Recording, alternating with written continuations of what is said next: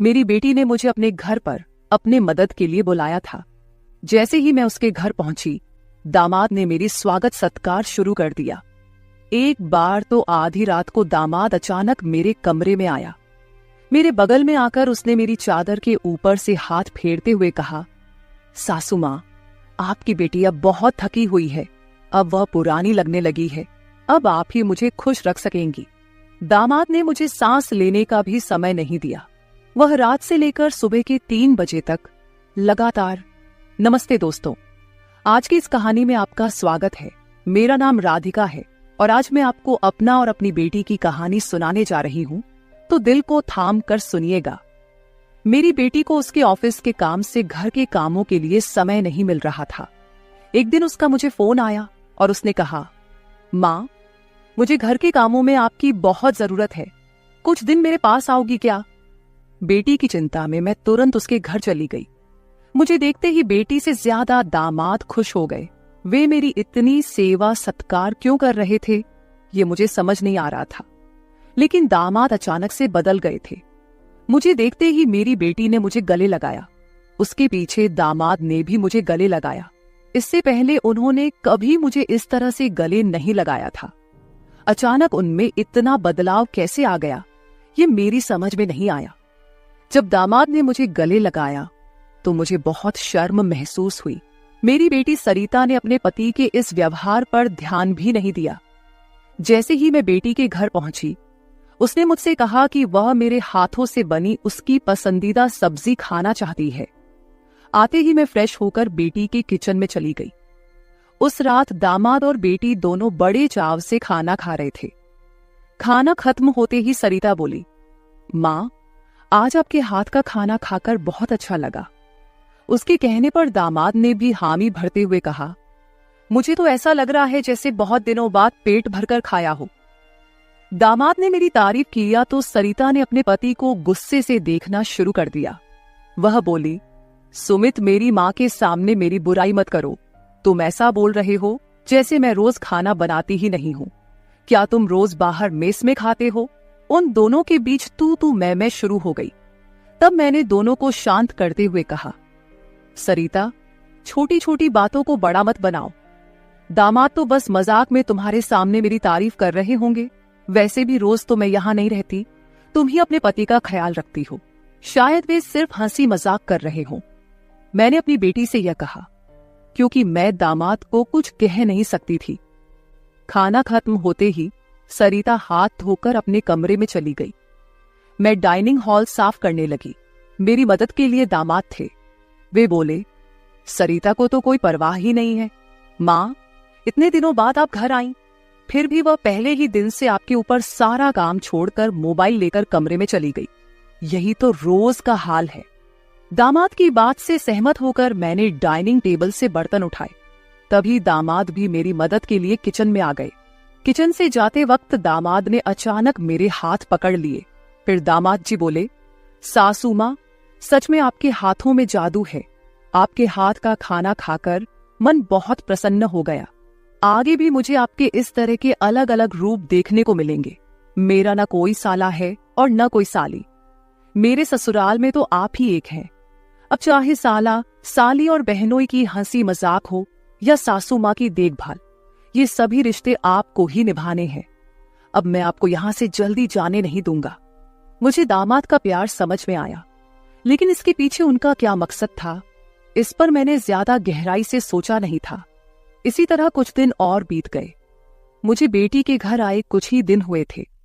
तभी मैंने महसूस किया कि उन दोनों पति पत्नी के बीच कुछ ठीक नहीं था। लगातार 3 दिन से मुझे रात को उनकी बड़बड़ाहट और दामाद की आवाज उनके कमरे से सुनाई दे रही थी। वह बात प्रेम की तो बिल्कुल नहीं थी। उन दोनों के बीच कुछ गड़बड़ थी, ये मुझे साफ महसूस हो रहा था, क्योंकि जब से मैं वहां आई थी मैंने उन्हें कभी साथ में हंसते खेलते नहीं देखा था। एक दिन शाम को सरिता ऑफिस से जल्दी घर आ गई। उसे घर पर देख मैं 2 कप कॉफी लेकर उसके कमरे में चली गई। मुझे उससे थोड़ी बात करनी थी। कॉफी का बहाना लेकर मैं उसके कमरे में गई। मैंने उसके हाथ में कॉफी का कप दिया, लेकिन वह मुझसे बात करने के बजाय मोबाइल में व्यस्त थी। तब मैंने उसका मोबाइल खींचते हुए बोली, सरिता, क्या मुझे यहाँ बुलाने का मकसद यही है कि मैं तुझे मोबाइल खेलते हुए देखूं? मैं आई हूं और तू मुझसे 2 मिनट भी बैठकर बात नहीं कर रही। अरे 2 शब्द माँ से तो बोल, और अगर तुझे बात नहीं करनी तो मुझे तुझसे बात करनी है। जैसे ही मैंने उसका मोबाइल छीन लिया, उसका ध्यान मेरी ओर हो गया। वह बोली, बोलो माँ, तुम्हें मुझसे क्या इतना जरूरी बात करनी है? तब मैंने उससे कहा, सरिता, तू खुद को इतनी कूल दिखाती है, क्या सच में तू वैसी ही है? क्या सच में तुम्हारे घर का माहौल इतना कूल है? मेरी बातों पर सरिता के चेहरे पर एक सवालिया निशान उभर आया। वह बोली, माँ, तुम क्या बोल रही हो? मुझे तो कुछ समझ में नहीं आ रहा। जो बोलना है सीधे बोलो। अब तुम टीचर नहीं हो और ना मैं तुम्हारी स्टूडेंट, जो तुम मुझसे इतने सख्ती से बात कर रही हो। सरिता के कंधे पर हाथ रखकर मैंने उससे कहा, अरे पिछले 3 दिनों से रात को मुझे तुम्हारे कमरे से तुम दोनों की बड़बड़ाहट सुनाई दे रही है। क्या तुम दोनों के बीच सब कुछ ठीक है? अभी तुम्हें बच्चा भी होना है। अभी से ही तुम्हारे बीच अनबन शुरू हो गई है। अभी तो तुम्हें साथ में पूरा जीवन बिताना है। ये सही तरीका नहीं है। मेरी बातों का जवाब देते हुए सरिता बोली, माँ, मुझसे कहने के बजाय समीर से कहो, क्योंकि हमेशा वही झगड़ा शुरू करता है। उस दिन भी देखा ना, कैसे वह खाने की टेबल पर मुझे कुछ भी बोल रहा था। फिर वह बोली, माँ, अब तुम ही बताओ, मैं ऑफिस में भी थक जाती हूँ। ऊपर से घंटों ट्रैफिक में फंसकर घर आना पड़ता है। अब 3 दिन से तुम घर आई हो तो मुझे थोड़ी राहत मिली है, नहीं तो रोटियां बेलते वक्त भी मेरी आंख लग जाती थी। अब इतनी थकान के बाद भी मैं समीर को कैसे समय दूं? समीर तो कुछ समझने को तैयार ही नहीं है। और वैसे भी तुम्हें यहां बुलाने का आइडिया उसी का था। वह कह रहा था कि सासू माँ के आने से तुम्हें भी थोड़ा आराम मिलेगा। तुम यहां आई हो तो उसकी खाने की शिकायतें भी थोड़ी कम हो गई हैं। नहीं तो हर बात में ये ऐसा और वो वैसा ही चलता रहता था। तुम्हें बुलाने से पहले वह कह रहा था कि जब मेरी सासू माँ आएंगी तो मैं उनसे सारी ख्वाहिशें पूरी करवाऊंगा। अब तुम्हारे दामाद को तुमसे क्या ख्वाहिशें पूरी करवानी है, ये तुम ही देख लो। उसकी शिकायतों से तो मुझे थोड़ी राहत मिल गई है। सरिता की बातें सुनकर मुझे लगा कि सच में उसे काम से समय नहीं मिल पाता होगा, इसलिए समीर को खाने पीने की परेशानी हो रही होगी, और शायद इसलिए उन्होंने मुझे कुछ दिनों के लिए बुला लिया होगा। लेकिन दामाद को मुझसे और भी ख्वाहिशें पूरी करवानी थीं, इसका मुझे कोई अंदाजा नहीं था। सरिता की बातें सुनकर मुझे लगा कि उनके बीच सामान्य झगड़े हैं जो वे खुद सुलझा लेंगे। इसीलिए आगे मैंने सरिता को और नहीं समझाया। जैसे ही मैं उसके कमरे से बाहर निकली, मुझे दामाद की गाड़ी का आवाज सुनाई दिया। उस दिन समीर भी जल्दी घर आ गए थे। उन्हें घर में देखकर मैंने कहा, आज आप जल्दी आ गए, चलो अच्छा हुआ। आज तुम दोनों बाहर जाकर डिनर कर लो, घर में संभाल लूंगी। उन्हें थोड़ा बाहर घूमने फिरने का मौका मिलेगा, इसलिए मैंने उन्हें डिनर के लिए बाहर जाने को कहा। लेकिन दामाद ने कहा, सासू माँ, होटल जाने की जरूरत नहीं है। आज मेरे बॉस का 50वां जन्मदिन है। बॉस ने जन्मदिन के मौके पर एक 5 स्टार होटल में पार्टी रखी है और हमें खास तौर पर उस पार्टी में बुलाया गया है। समीर की बात सुनकर मैंने कहा, अरे वाह, तो फिर तुम दोनों जल्दी से अच्छे से तैयार हो जाओ और साथ में पार्टी में जाओ। तब दामाद जी बोले, सासू माँ, हम दोनों अकेले नहीं जाएंगे। बॉस ने पूरे परिवार को बुलाया है और आप भी हमारे परिवार हैं, इसलिए आप भी हमारे साथ चलो। तब सरिता भी मुझसे जिद करने लगी। उसने कहा, माँ, घर पर तुम अकेले बैठी क्या करोगी? तुम भी हमारे साथ चलो, तुम्हें भी अच्छा लगेगा। एक तो जब से तुम यहाँ आई हो, मैं तुम्हें कहीं बाहर घुमाने भी नहीं ले जा पाई। मैं छुट्टी लूंगी तो लूंगी, पर अभी तो तुम हमारे साथ बाहर चलो, कम से कम तुम्हारा भी मन थोड़ा हल्का हो जाएगा। उन दोनों का इतना जोर बढ़ गया कि मुझे भी उनके साथ जाने के लिए तैयार होना पड़ा। मैं हमेशा कहीं भी जाती थी तो अपने साथ 1-2 पार्टी वियर कपड़े रखती थी। इस बार भी मैंने पिंक रंग की नेट वाली साड़ी साथ रखी थी। मैंने वही साड़ी पहनकर अच्छे से तैयार होकर कमरे से बाहर आई। जैसे ही मैं बाहर आई, दामाद मुझे लगातार देखने लगे। वो मुझे ऊपर से नीचे तक नजर फेरने लगे। उन्होंने कहा, आज आपको सासू माँ कहने में मुझे शर्म आ रही है, क्योंकि आप किसी भी तरह से उम्र दराज नहीं लग रही हैं। आज तो आप किसी हीरोइन से कम नहीं लग रही हैं। दामाद की बातों पर मुस्कुराते हुए मैं बाहर गाड़ी के पास चली गई। कुछ देर बाद घर को लॉक करके बेटी और दामाद भी बाहर आ गए। दामाद मेरी तारीफ कर रहे थे, लेकिन सरिता का ध्यान उस पर नहीं था। लेकिन जैसे ही पार्टी में गए और दामाद के बॉस हमारे पास आए, उन्होंने मुझे देखकर समीर से कहा, समीर, तुम्हारी साली तो बहुत ही सुंदर है। इस पर समीर कुछ बोलते उससे पहले ही सरिता बोली, बॉस, ये समीर की साली नहीं है, ये तो माँ है, ये समीर की सास है। हमारे रिश्ते को सुनकर बॉस चौंक गए। उन्होंने कहा, आपकी खूबसूरती और जवानी को देखकर ऐसा बिल्कुल नहीं लगा कि आप सासू माँ हो सकती हैं। बॉस ने अपनी गलती स्वीकारते हुए मुझसे माफी मांगी और वहां से चले गए। बॉस के जाते ही दामाद मेरी तारीफ करने लगे। उन्होंने कहा, सच में सासू माँ, आज तो आप सरिता से भी ज्यादा खूबसूरत लग रही हैं। सच में पत्नी तो ऐसी होनी चाहिए। ऐसा कहकर दामाद ने मेरे हाथ पर ताली मारी और हंसने लगे। लेकिन उनकी इस मजाक पर सरिता गुस्से से मेरी ओर देखने लगी। अब मुझे धीरे धीरे दामाद की नजरों का एहसास होने लगा था। कुछ देर बाद हम घर जाने के लिए निकल पड़े। घर पहुंचते ही सरिता और मैं एक साथ गाड़ी से उतरे। गाड़ी से उतरते ही सरिता ने मुझसे कहा, माँ, आज के बाद तुम्हें इतना सजने संवरने की कोई जरूरत नहीं है। थोड़ा अपनी उम्र के हिसाब से रहना सीखो। गुस्से में तीखे शब्द बोलते हुए सरिता पैर पटकती हुई घर के अंदर चली गई। मुझे उसका गुस्सा कुछ समझ नहीं आया। असल में मुझे तो किसी भी बात पर गुस्सा आने का सवाल ही नहीं था। फिर भी सरिता मुझसे नाराज होकर पैर पटकते हुए घर के अंदर चली गई थी। नादान लड़की सोचकर मैंने उसकी बातों को नजरअंदाज किया और घर में जाकर अपने कमरे में चली गई। कुछ देर बाद फ्रेश होकर मैंने रात में सोने के लिए नाइट गाउन पहन लिया। रोज की तरह सोने से पहले मैंने अपने हाथ पैरों पर बॉडी लोशन लगाया। तभी अचानक दरवाजे पर दस्तक हुई। दरवाजे पर दामाद थे। हमारी नजरें मिलते ही दामाद ने कहा, सासू माँ, अंदर आ सकता हूं।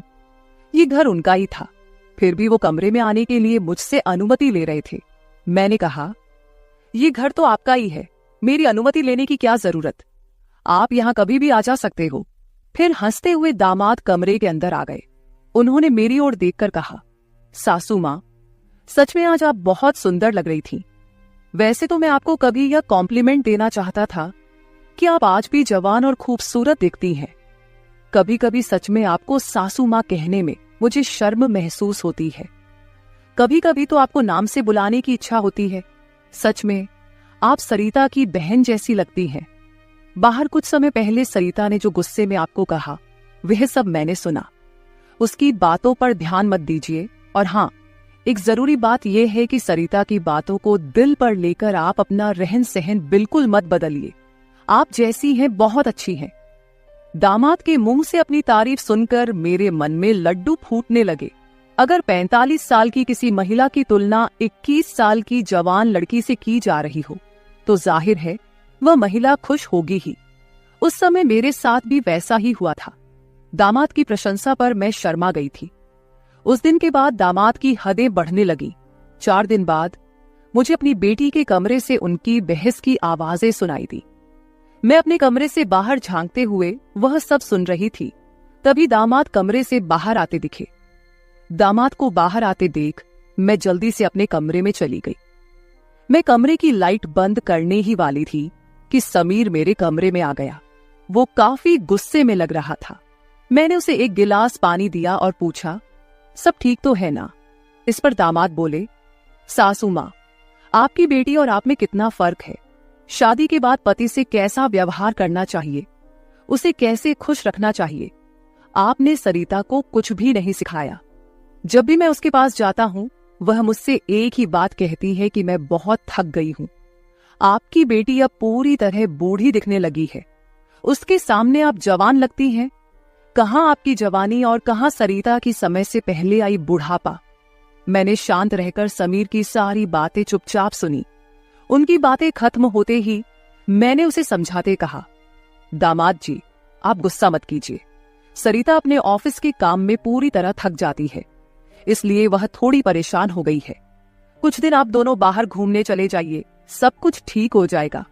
काम की भाग दौड़ में खुद के लिए भी समय निकालना जरूरी है। इस पर दामाद बोले, मैं तो सब कुछ करने के लिए तैयार हूँ, लेकिन आपकी बेटी को ऑफिस से छुट्टी लेने की इच्छा होगी, तभी मैं भी उसके साथ कहीं जा सकूंगा। मैंने फिर से दामाद को समझाया और उनके हाथ में पानी का गिलास दिया। दामाद से बात करते हुए अनजाने में मेरा हाथ उनके पैर पर रख दिया गया।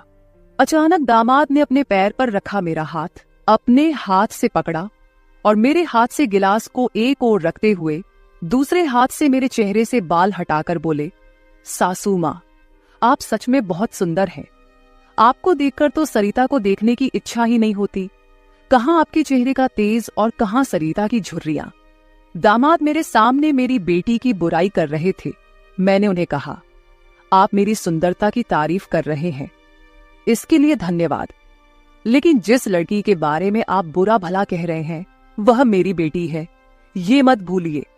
दामाद बोले, सासू माँ, मैं कुछ गलत नहीं कह रहा हूं, जो सच है वही कह रहा हूं।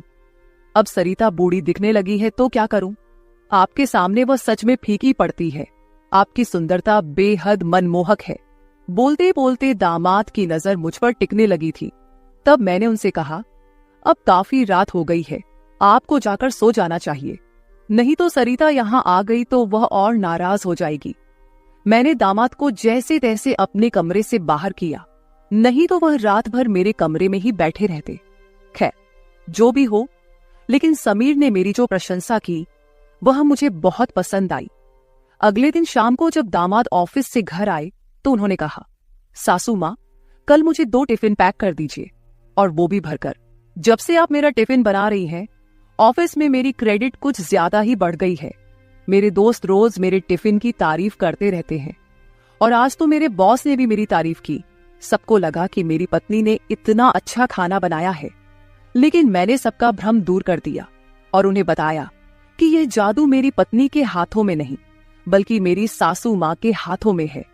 कल मेरे बॉस ने आपसे टिफिन मांगा है, और हाँ, टिफिन के साथ आप भी अच्छे से तैयार रहिएगा, क्योंकि बॉस ने आपको भी मिलने के लिए बुलाया है। मेरे दोस्तों को भी आपसे मिलने की इच्छा है। दामाद मेरी तारीफों के पुल बांध रहे थे, तभी सरिता वहीं बैठी थी। बातें करके समीर डाइनिंग हॉल से बाहर चले गए। मैं भी किचन में रात का खाना बनाने जाने लगी। तभी सरिता ने कहा, माँ, तुम्हें अपने दामाद के सामने ज्यादा कूल बनने की कोशिश नहीं करनी चाहिए। मैंने तुम्हें उसी दिन समझाया था कि तुम्हें अपनी उम्र के हिसाब से रहना चाहिए। अब ना तुम नौकरी करती हो, ना पापा है, तो तुम्हें इन सब नखरों की क्या जरूरत है? कल तुम समीर के ऑफिस जा ही रही हो, तो एकदम साधारण और सादगी से जाओ। मुझे तुम्हारा यह टाप टिप रहना बिल्कुल अच्छा नहीं लगता। मेरी अपनी बेटी मुझ पर हुक्म चलाने लगी थी। उस समय मुझे सरिता की बातों पर बहुत गुस्सा आया। मैंने उससे कहा, सरिता, उस दिन मैंने तुम्हें बच्चा समझकर कोई जवाब नहीं दिया, लेकिन अब तुम्हारी हिम्मत बढ़ती जा रही है। याद रखना, मैं तुम्हारी माँ हूं, ये मत भूलना। मुझसे बात करते समय अपनी जुबान का ख्याल रखो। एक बात तो तुम्हें भी अच्छे से पता है कि मुझे हमेशा से टापटिप रहने की आदत है। मैं अपनी आदत किसी के कहने से नहीं बदलूंगी। इंसान जितना अच्छा रहता है उतना ही फ्रेश दिखता है, यही मेरा मानना है। तुम चाहे कुछ भी कहो, मैं अपनी रहन सहन नहीं बदलने वाली। अगर किसी को बदलना है तो तुम खुद को बदलो, अपना चिड़चिड़ा स्वभाव बदलो। कभी कभी तो मुझे लगता है कि तुम मेरी ही बेटी हो या नहीं। उस दिन पहली बार मैं अपनी बेटी से इतने गुस्से में बात कर रही थी। इससे पहले सरिता ने भी कभी मुझसे इतने कटु शब्दों में बात नहीं की थी, इसलिए उससे गुस्सा होकर मैं किचन में चली गई।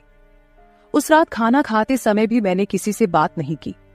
अगले दिन दोपहर के 1 बजे के बाद मुझे मेरे दामाद का फोन आया, तो मैं तैयार होकर उनके ऑफिस जाने के लिए निकली। शाम को मैं और समीर साथ ही घर लौटे।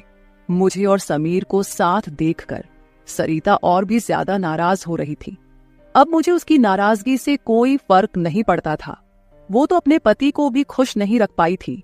मैंने भी अब उससे किसी तरह की कोई उम्मीद नहीं रखी थी। लेकिन इधर मेरे दामाद अब मुझसे बहुत अच्छे से पेश आने लगे थे।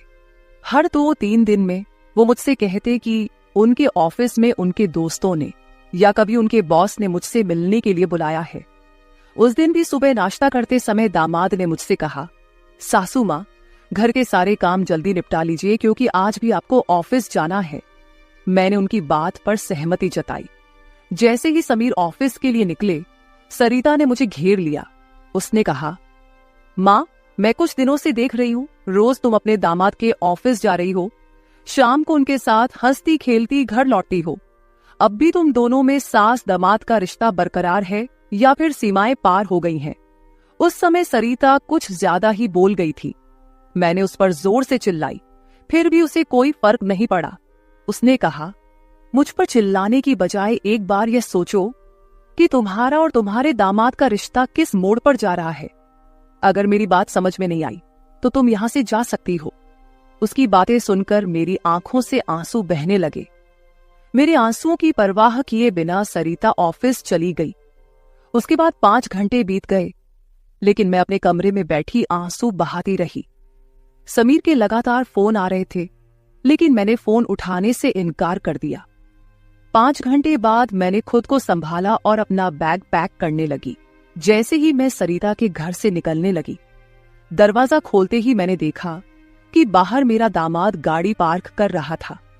मुझे अचानक जाता देख उन्होंने मेरा हाथ पकड़ा और सीधे घर के अंदर ले आए। कमरे में पहुंचते ही समीर ने मेरा बैग खाली कर दिया। वह बोले, सासू माँ, ये क्या हो रहा है? आप बिना कुछ कहे यहां से क्यों जा रही हैं? मैंने उन्हें सरिता की बात कुछ नहीं बताई। मैंने कहा, मेरे कारण शायद आपके रिश्ते में दूरियां आ रही हैं। अब मुझे भी यहां आए काफी दिन हो गए हैं। मैं अपनी बेटी का घर नहीं तोड़ना चाहती। आप अपने जीवन में खुश रहिए, अब मुझे यहां से जाना चाहिए। मैं फिर से अपना बैग पैक करने लगी। तभी दामाद ने मुझे अपनी ओर घुमाए। फिर मेरे कंधे पर हाथ रखकर उन्होंने कहा, सासू माँ, जरूर सरिता ने आपको कुछ बुरा भला कहा होगा। मैंने आपको पहले ही समझाया था कि उसकी बातों पर ध्यान न दे। वह मूर्ख है, उसे खुद को संभालना नहीं आता। मुझे तो लगता कि आपकी बेटी आपसे जलने लगी है। जो लोग जलते हैं वे दुआ नहीं देते, इसलिए आपको भी बेफिक्र होकर ठाठ से रहना चाहिए। समीर मुझे हंसाने की कोशिश करने लगे। मेरी आंखों में आंसू देखकर उन्होंने मेरे आंसू पोंछे और कहा, किसी की बातों से इतना हताश मत होइए, मैं आपके साथ हूं। उनके बोलने में एक अलग ही प्यार था। उस दिन के बाद से रोज रात को जब सरिता सो जाती, समीर मेरे कमरे में आने लगे। अब उनका मेरे कमरे में आना मुझे खटकता भी नहीं था, क्योंकि हमारा रिश्ता एक अलग ही मोड़ पर जाने लगा था। अब समीर मेरे सिर्फ दामाद नहीं रहे। 4-5 दिन से समीर मेरे कमरे में आ रहे थे। कुछ दिन बाद अचानक मेरे मन में ख्याल आया कि अगर सरिता को यह सब पता चल गया तो, इसलिए मैं समीर के सामने यह सवाल रखी। मैंने कहा, समीर, तुम रोज रात को सरिता की नजरों से छुपकर मेरे कमरे में आते हो, लेकिन क्या तुम पक्का करते हो कि वह गहरी नींद में होती है? अगर तुम्हारी लापरवाही के कारण सरिता अचानक मेरे कमरे में आ गई और उसने यह सब देख लिया तो क्या होगा? इस पर समीर ने कहा, सासू माँ, कभी न कभी हमें इस स्थिति का सामना करना ही होगा।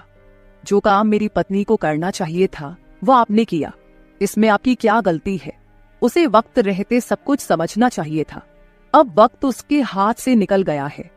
आप ज्यादा चिंता मत कीजिए, नहीं तो आपके चेहरे पर भी झुर्रियां आने लगेंगी। आप चिंता मत करें, बस सरिता के सामने इस रिश्ते को स्वीकार करने का साहस रखिए। हम दोनों बात कर ही रहे थे कि अचानक सरिता कमरे में आ गई। मैंने उसका नाम लिया ही था कि वह वहां मौजूद हो गई थी। हम दोनों सास और दामाद एक दूसरे को देखने लगे। सरिता तो हमें साथ देखकर हमारी ओर बस देखती ही रह गई थी। उसने कहा, मुझे तुम दोनों पर पहले ही शक हो गया था। समीर, तुम्हें क्या लगा कि तुम रोज रात को मुझे चकमा देकर जाते हो और मुझे इसका बिल्कुल पता नहीं चलता? मैं तो बस मौके का इंतजार कर रही थी, क्योंकि मुझे तुम दोनों को रंगे हाथ पकड़ना था। अब तो मैंने तुम्हारी सारी बातें रिकॉर्ड कर ली हैं और तुम्हें इस हालत में भी देख लिया है।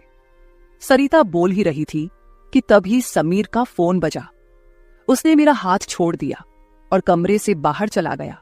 थोड़ी देर पहले जब वह मुझे समझा रहा था तो उसने मेरा हाथ पकड़ रखा था।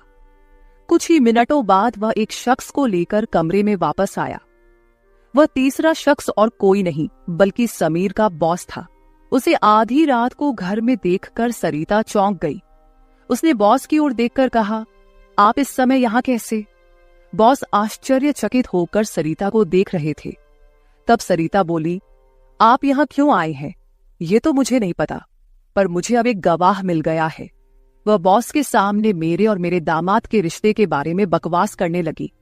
तभी समीर के बॉस यानी रघुवीर जी सरिता की ओर देखकर बोले, सरिता, तुम यह क्या बकवास कर रही हो? तुम्हें पता है तुम अपनी माँ और अपने पति के बारे में क्या कह रही हो? अब तो सरिता और भी ज्यादा बकवास करने लगी। तभी समीर उस पर चिल्लाया। उसने कहा, मैं अभी तक सब सुन रहा था। मुझे पता था कि तुम समझदार नहीं हो, इसलिए मैंने तुम्हें कुछ नहीं बताया, लेकिन अब तुम बॉस के सामने कुछ भी बकवास करने लगी हो। शायद अब तुम्हें सच बताने का समय आ गया है। मैं समीर को शांत रहने के लिए कह रही थी, लेकिन उसने मेरी एक न सुनी। वह बोला, माँ, अब और कितने दिन आप यह सब बातें छुपा कर रखेंगी? इस तरह मन मारकर जीवन को सुखमय नहीं बनाया जा सकता। जीना है तो खुले दिल से जियो। आपको किसी से डरने की जरूरत नहीं है, क्योंकि आपने कोई अपराध नहीं किया। समीर ने सरिता से कहा, सरिता, पिछले कुछ दिनों से मैं इस कमरे में आ रहा हूं, ये सच है, लेकिन मैं इस कमरे में क्यों आ रहा था, इसका कारण वो नहीं है जो तुम सोच रही हो। इसका असली कारण कुछ और ही है। मैं यहां इसलिए आता था ताकि अपने बॉस को तुम्हारी माँ के कमरे में सुरक्षित छोड़ सकूं। मैं तुम्हारी माँ के साथ नहीं बल्कि मेरे बॉस होते थे। जिस दिन हम बॉस के जन्मदिन की पार्टी में गए थे, उस रात जब हम पार्टी से घर लौटे थे, तो मैंने तुम्हारी माँ को उनके कमरे में रोते हुए देखा था। उसी रात बॉस ने मुझसे तुम्हारी माँ का फोन नंबर भी लिया था। उस रात बॉस बार बार तुम्हारी माँ को फोन कर रहे थे। उस रात जब मैं अचानक तुम्हारी माँ के कमरे में गया, तो मैंने उनके फोन में बॉस के कई मिस्ड कॉल देखे।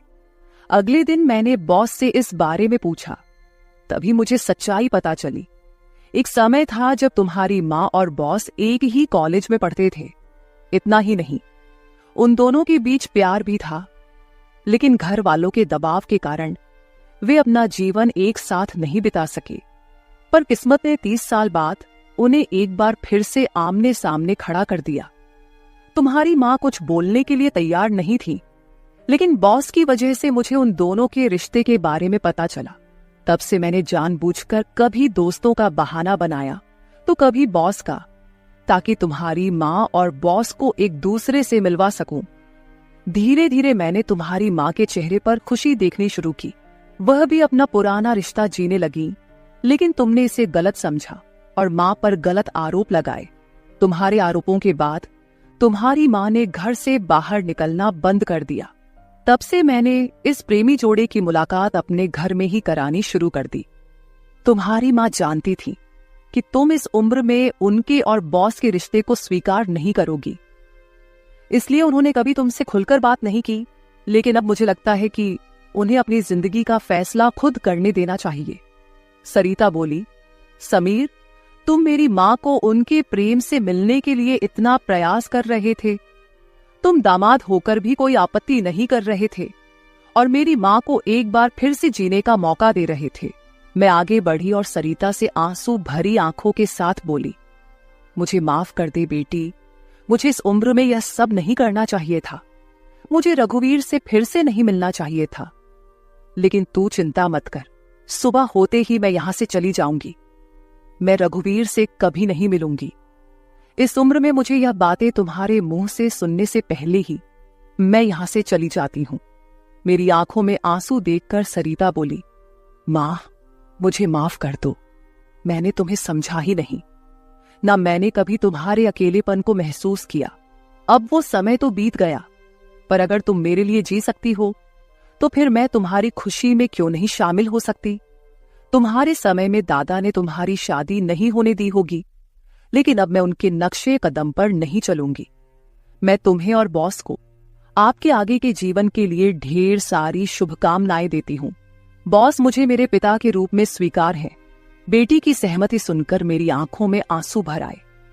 रघुवीर भी मेरी तरह ही अपने जीवन में अकेले थे। अगले 3 दिनों के भीतर मेरी और रघुवीर की रजिस्टर्ड मैरिज मेरी बेटी और दामाद की मौजूदगी में हो गई। शायद ये पहली बार हुआ होगा कि एक बेटी ने अपनी मां की विदाई की थी। मेरी विदाई के समय मैंने सरिता को एक सीख दी। मैंने उससे कहा, सरिता, पैसा सब कुछ नहीं होता, इसीलिए हमेशा पैसे के पीछे भागना छोड़कर कभी अपने परिवार पर भी ध्यान देना चाहिए। कर्तव्यों से भागकर ना तो जीवन पूरा होता है, ना ही खुशियां मिलती हैं। अब समय आ गया है कि तुम अपनी जिम्मेदारियों पर ध्यान दो। सरिता ने मुझसे वादा किया कि आगे से वो अपने घर की जिम्मेदारियों को निभाने में पीछे नहीं हटेगी। मेरी विदाई होते ही सरिता ने पूरे 20 दिनों की छुट्टी ली। शादी के 2 साल बाद मेरी बेटी और दामाद एक बार फिर हनीमून पर गए।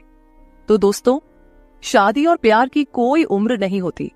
जहां दिल मिलते हैं वहीं रिश्ते भी अपने आप बन जाते हैं। बस जरूरत होती है एक दूसरे को समझने की। तो मेरे प्यारे दोस्तों, यह थी हमारी आज की छोटी सी कहानी। आपको ये कहानी कैसी लगी कमेंट करके जरूर बताएं। अगर आप ऐसी ही और भी इंटरेस्टिंग और रोमांटिक कहानियां सुनना चाहते हो तो चैनल को सब्सक्राइब जरूर कर ले और बेल आइकॉन ऑन कर ले, ताकि आपको मेरी आने वाली नई वीडियो की सूचना तुरंत मिल सके। कल मिलेंगे एक और नई कहानी के साथ। धन्यवाद।